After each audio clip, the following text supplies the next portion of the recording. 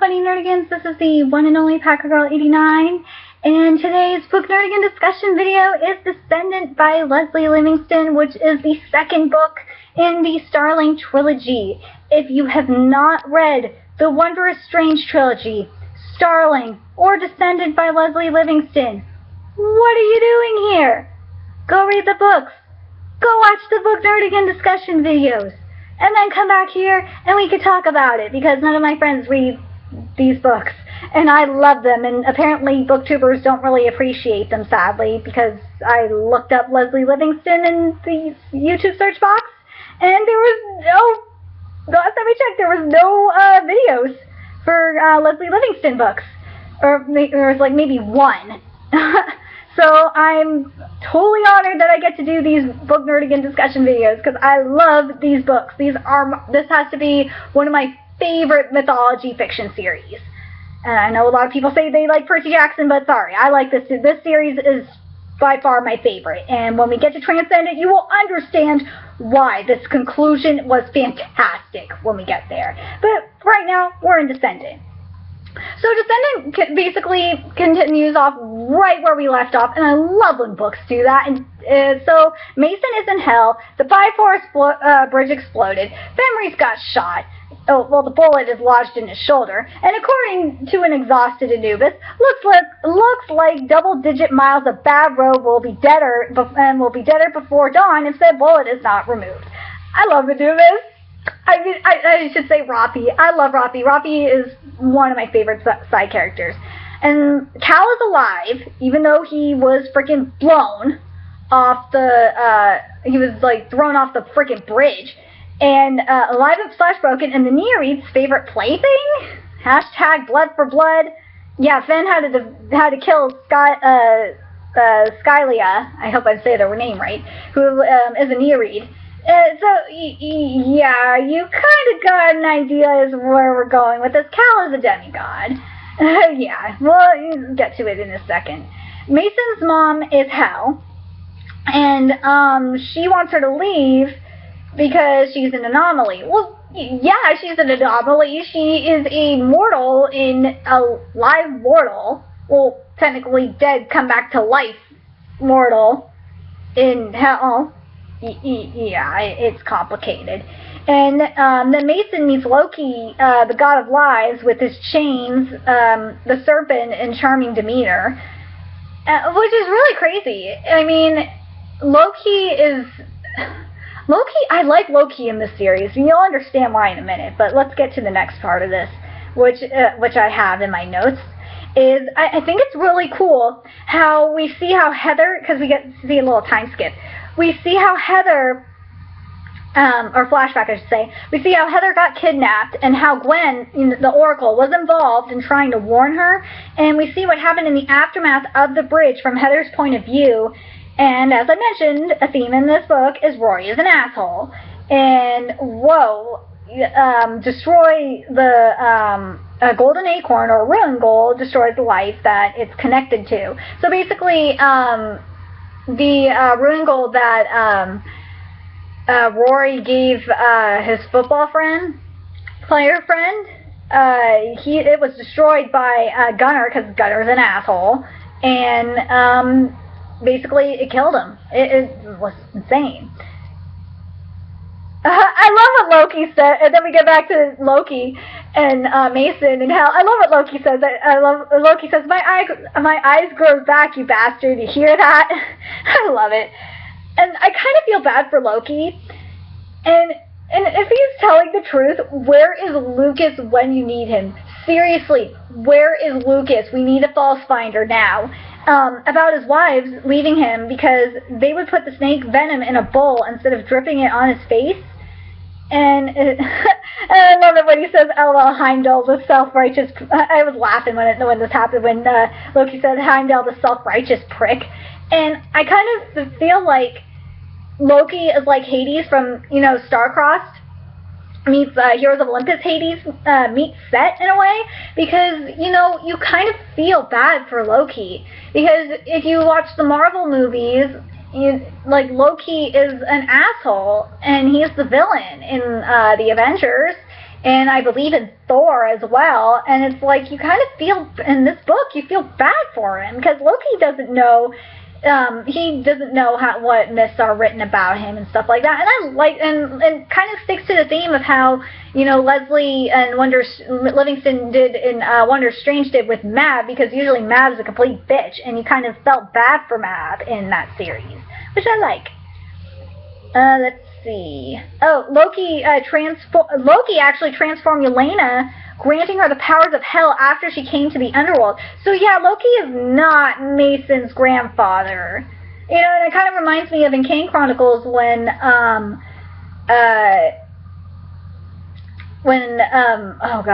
Sadie and Carter's dad became Osiris. It was kind of he wanted to become Osiris. That's what this kind of reminds me of. Let's see. Weber,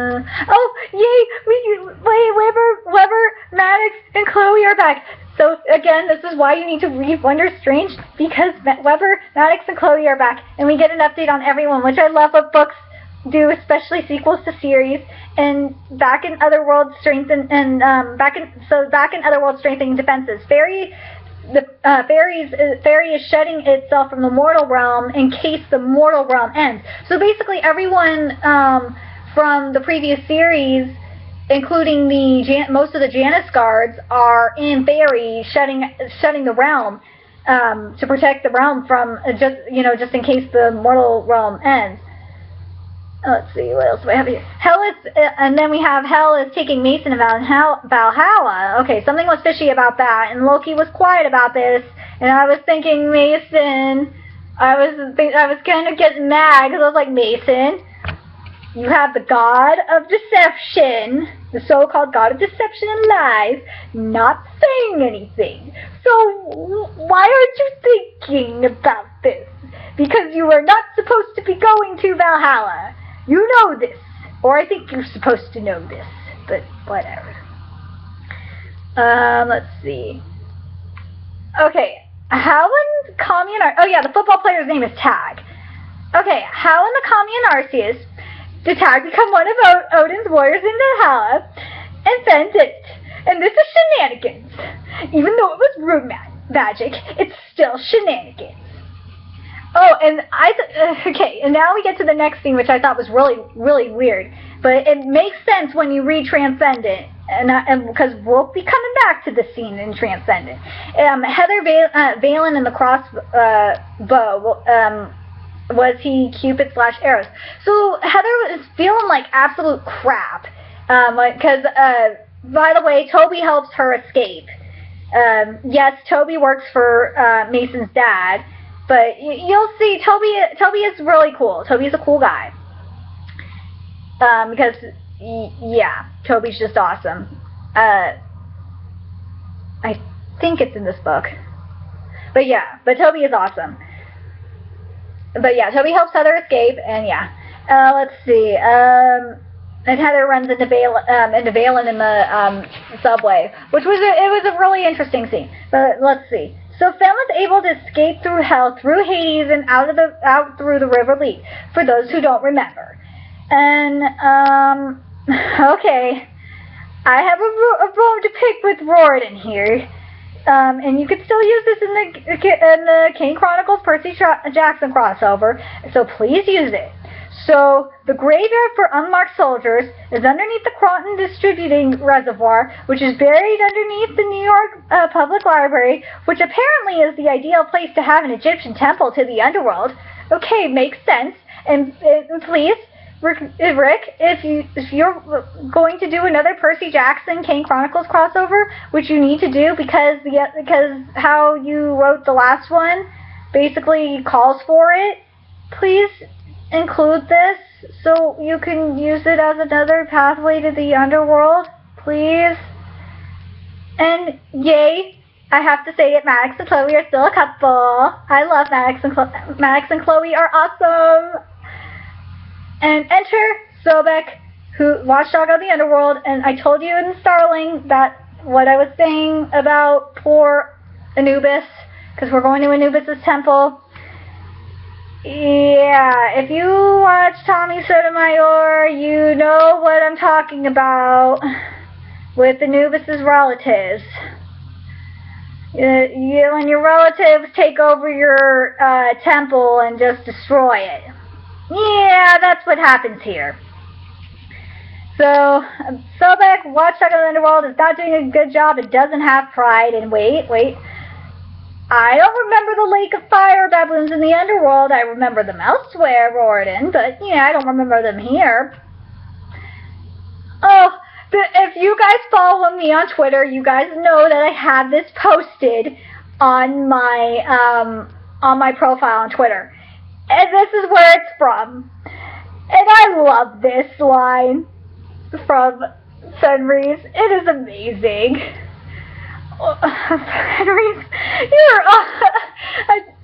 Orpheus lost the girl and was torn to pieces at an orgy. And what I was thinking was, wow, so many dirty things just popped into my head. And just Maddux's reaction was freaking amazing. He was. And Fen says, even I know that. And Maddux is like, huh? I just could only imagine what Sobek and Anubis were thinking. And I actually asked Lesley Livingston about this on Twitter. I literally did. As soon as I read this, I asked her about this on Twitter. Because I was like, what? There is no way that this is real. I had to ask her. I asked her this on Twitter. And Lesley responded on Twitter that it's true. Literally, she said it's true. And I'm like, okay. And I'm thinking, okay, Rick, Josephine, any Greek Meg, any Greek mythology, Meg is a main character, any Greek mythology fiction author, you guys just failed, because where was this? Seriously, where was this? This needed to be in your book, because this Lesley just totally owned you. She did. She trolled you. Or I should say, Fenris Wolf, through Lesley Livingston, trolled you. I'm sorry. She did. Fenris did too. And not only just trolled Maddux, but yes, you guys get the idea. But yeah, now you guys know where that quote comes from and why I love it. And I kind of think it's funny when, because Fenris is trying to get to Valhalla to stop. This is what's going on, is that, they're trying to get, Fenris is trying to get to Valhalla to stop Mason from taking the spear.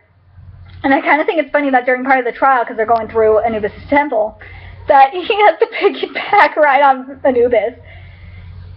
And, oh yeah, comment section, please correct me if I'm wrong.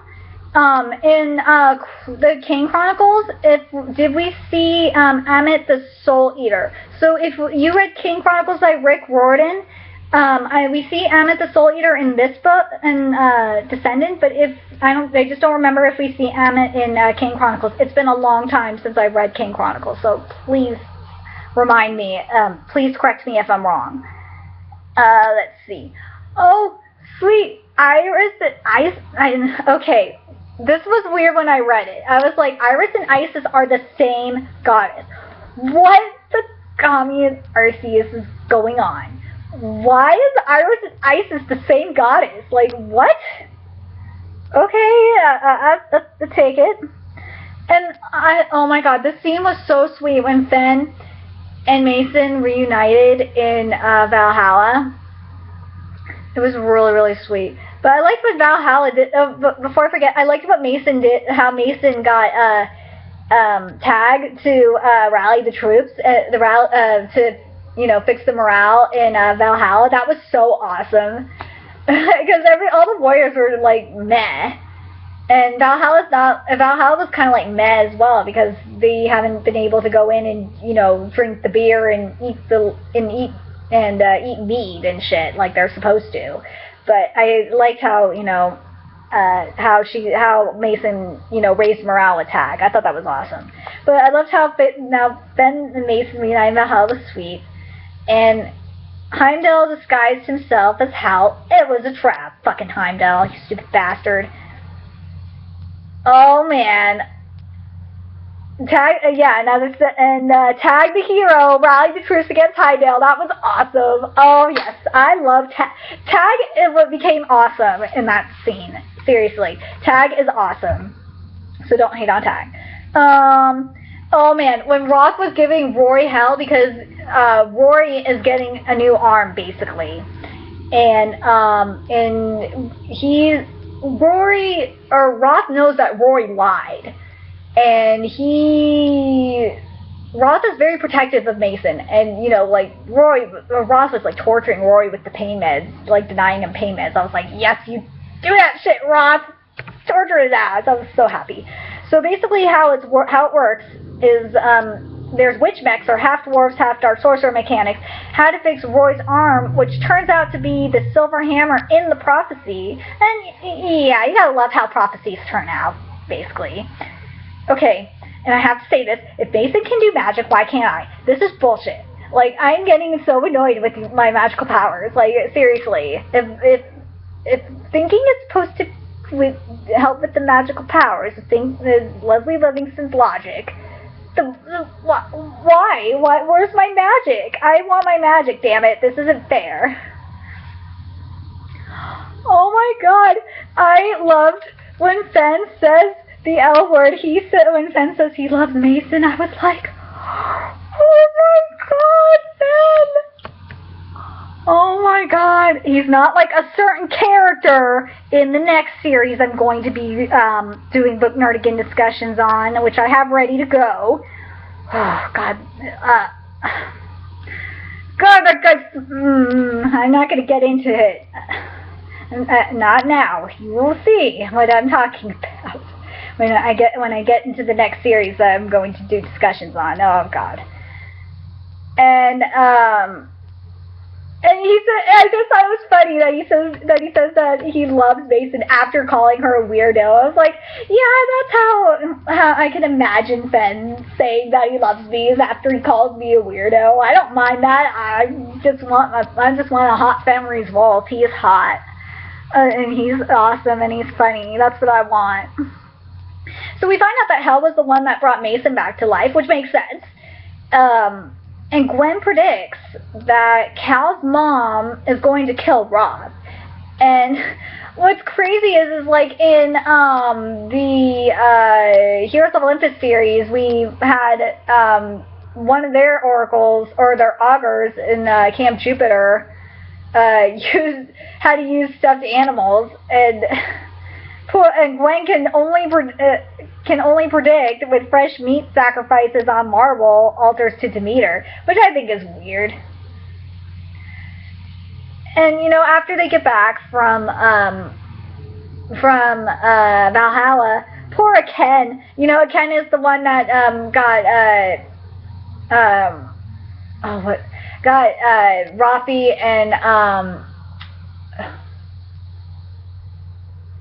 Rafi and Fenris back from the bridge before, and he was just killed, and poor Ken. R.I.P. Ken. Ken was cool.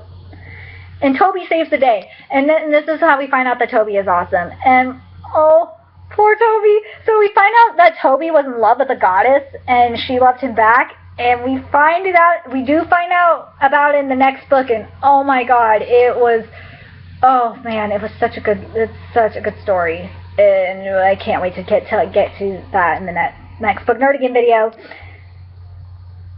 Oh, I love this line. Okay, so this is amazing. Why does everything in the river have fangs? This is what Mason said. And then Rafi said, people kept flushing expired meds down the toilet. All this stuff was bound to have an effect on the marine life eventually. I love Rafi. And then at this point, Cal is back, bitches, with sea green eyes and a tail. And I love that we see how he survived thanks to the Nereids and met his dad. Amphrite's, I think that's, I'm saying, Amphrite's kiss saved/awakened something in Cal, and he is a semi-god of Poseidon. Yep, we have it in here. Semi-god of Poseidon. Great-grandson, of course. Cal, also, why didn't the other sons of Poseidon have guilds? Yes, he has a son. Yeah, I was wondering that. Why didn't other sons of Poseidon's have gills? Percy didn't have gills. Rorden. Cal has gills. This is shenanigans. And he had his webbed toes and fingers removed at age 2. Curious if that happened to Percy, Hector, or Frank. Just curious. And then Daria's, where am I in the time? Oh, I'm in 20 minutes. Good. I have plenty of time. And Daria's cult dedication to Lucian's, dedication to Demeter and Agnippe, I probably did not say that right. Goddess of Nightmares, she who destroys mercifully. Freaking psychos. So basically, what happened is that, this is insane. So Heather and Gwen go to the Empire, I think it's the Empire State Building, and to try and stop Daria, Cal's mom, and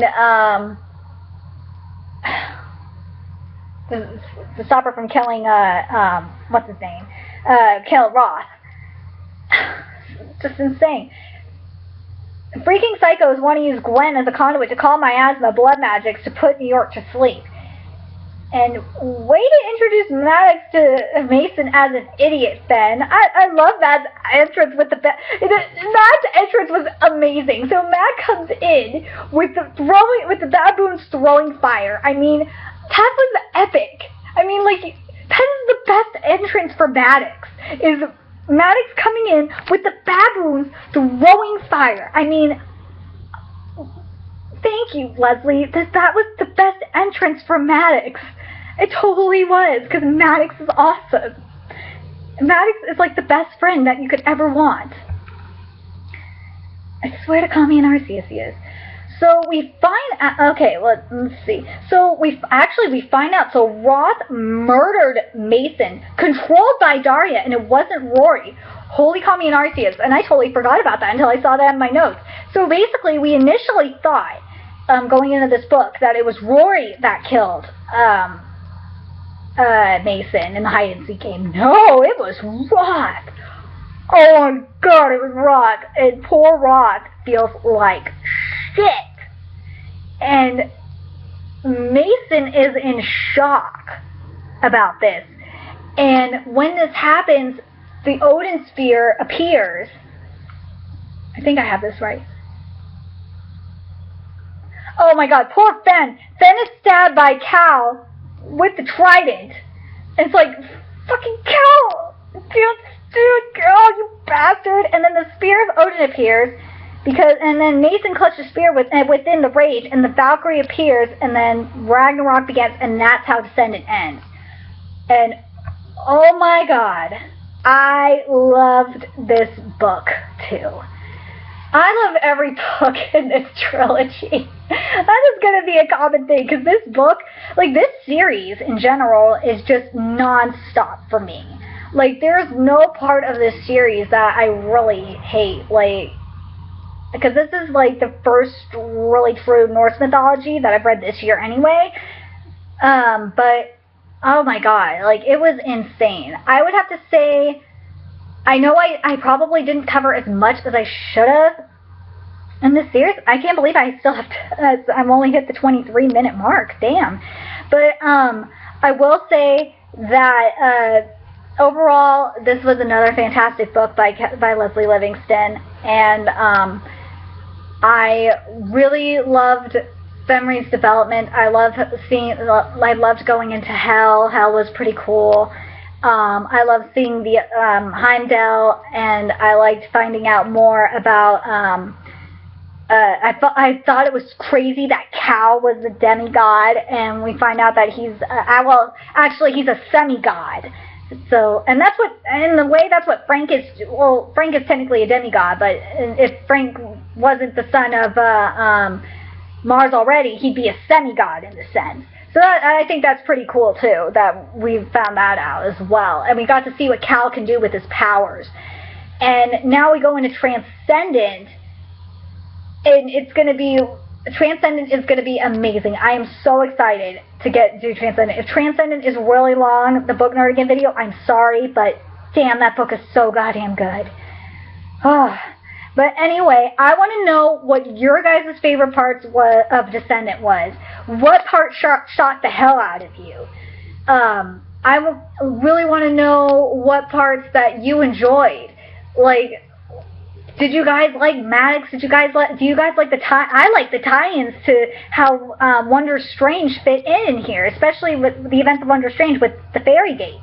So please remember to like, comment, subscribe, and share. And I will see you guys in Transcendent, the finale of this series. Until next time, Book Nerdigans.